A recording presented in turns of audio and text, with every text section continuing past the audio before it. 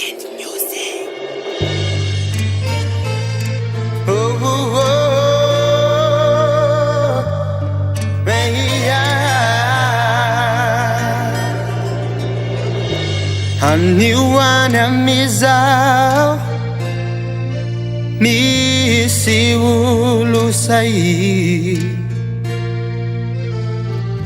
Tsaiky saratsapanao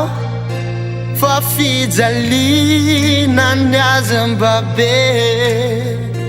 mampalahelo sady maone mahita an'zareo matory an-tsena korazy avao nareo azakivy mbolo tafity nareo ndray androany miavy amalaky anao zanahy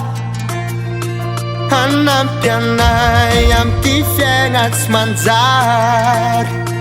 miavy amalaky miavy azanahy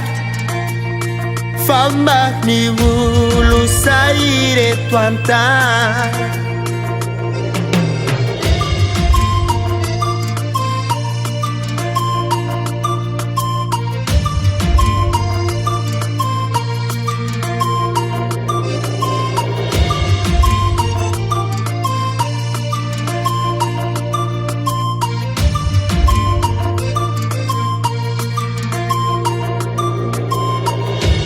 Saly izy reo tsisy ale nabitiky nalebe tôvô miabe diabe ny olo say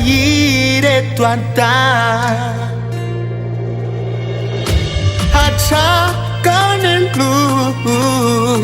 fiofiainan'io kodiaran-tsare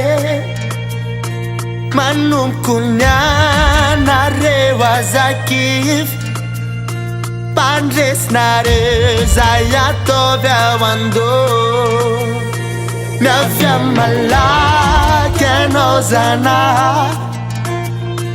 hanampy anay amty fiaigna tsy manjary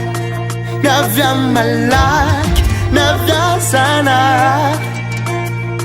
fa mbany olo say reto antany